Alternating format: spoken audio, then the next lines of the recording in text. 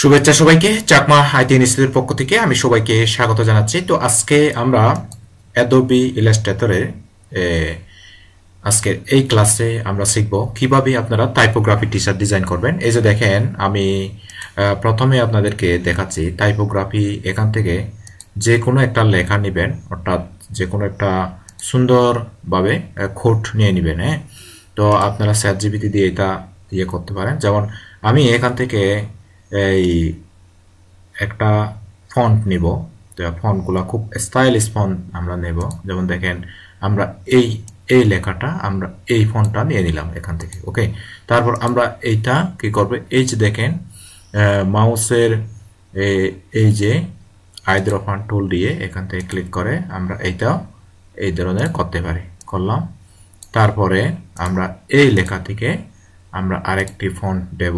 যেমন আমরা কোন ফন্ট দিতে পারি দেখেন, আমরা এই ফন্টটা দিই। ওকে, তো একটু বোল্ড ফন্ট হবে। তো এরপরে আমরা এটাকে একটু ছোট করব, এরকম করে ছোট করে দিব। তারপরে এইটা একটু আমরা বড় করে দেব, তার এটা একটু ছোট। আচ্ছা, ছোট দরকার নেই, আমরা এতটুকুই থাক। আমরা এটা করতে পারি, ক্যারেক্টার থেকে আমরা এটা একটু বোল্ড করতে পারি, বা এরকম করতে পারি, ওকে।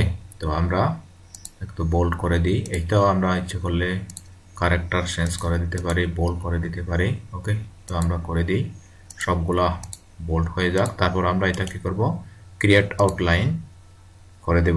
ওকে, তারপর এইটাও আমরা ক্রিয়েট আউটলাইন করব। দেখেন বন্ধুরা, আমি কিভাবে একদম সহজভাবে আপনাদেরকে দেখাচ্ছি। যারা একদম নতুন, আমি আপনাদেরকে সাজেস্ট করব আপনারা আমাদের ইউটিউব চ্যানেলে গিয়ে ওখানে প্লেলিস্ট ধরে বা র্যান্ডমলি আপনি টাইপ করে যে কোনো কিছু শিখতে পারবেন সুন্দরভাবে। শিখে কিভাবে অ্যাডোবি ইলাস্ট্রেটরের কোন টুলটা কিভাবে ইউজ করতে হয় সেগুলো ভালোভাবে শিখে তারপরে আপনি এই টাইপোগ্রাফিটা শিখবেন। ওকে, এরকম করে এনে আমরা এখানে একটা সুন্দর করে ডিজাইন দিতে পারি। ওকে, কিভাবে দিব, যেমন দেখেন আমি দেখাই। আমরা প্রথমে এরকম করে একটা থান দিব, এরকম করে থান দিব। ওকে, থান দিয়ে আমরা কি করব, এখান থেকে স্ট্রোক বাড়াবো। এরকম করে আমরা স্ট্রোক বাড়িয়ে দিলাম। ওকে, স্ট্রোক বাড়িয়ে দিয়ে তারপর আমরা কি করব, আমরা ইচ্ছে করলে এরকম করে একটা সুন্দরভাবে কি দিতে পারি, এরকম করে দিতে পারি। ওকে, তো এরকম দিলাম। আমরা একটু ইচ্ছে করলে এটা থান দিতে পারি। ওকে, তারপর আমরা এখানে একটা ফিতি বাড়াই দিই। ওকে, আমরা 20 ফিতি করি, 20 করে দিলাম। এরপরে আমরা এখান থেকে কি করব, অল্টার ক্লিক করে শিফট ক্লিক করে সমান দূরত্বে থান দিব।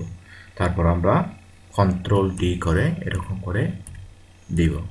ওকে, যেমন দেখেন আমরা কয়টা নিলাম, 1 2 3 4 5 6 7 7টা নিলাম। ওকে, অসুবিধা নাই, 7টাই নিলাম।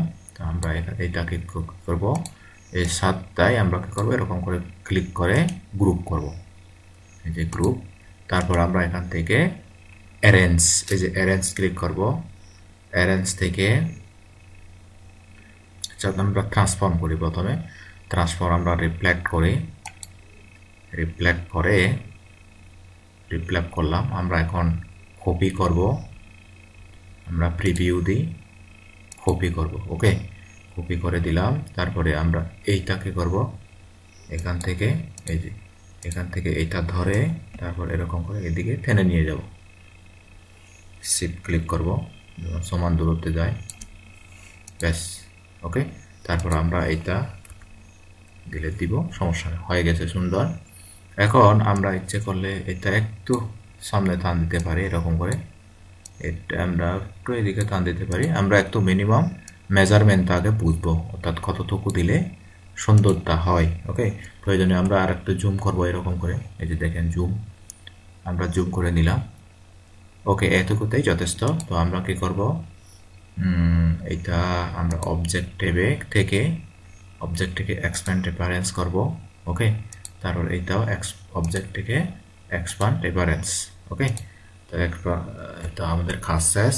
এখন আমরা এরকম করে কপি করে সিলেক্ট করে তারপর আমরা কি করব, গ্রুপ করে দিলাম। এখন আমাদেরকে এই ডিজাইনটা মিডল বরাবর আছে কিনা একটু দেখতে হবে। যেমন দেখেন এরকম করে alignment, horizontal align centre, vertical align centre, okay, মধ্য বরাবর হয়ে গেল। তো এখন আমাদের এই লেখাটি সুন্দরভাবে ডিজাইন হয়েছে। ওকে, তো এভাবেই আমরা ডিজাইনগুলো তৈরি করব। যেমন দেখেন আমরা তারপর এখান থেকে এটা নিব।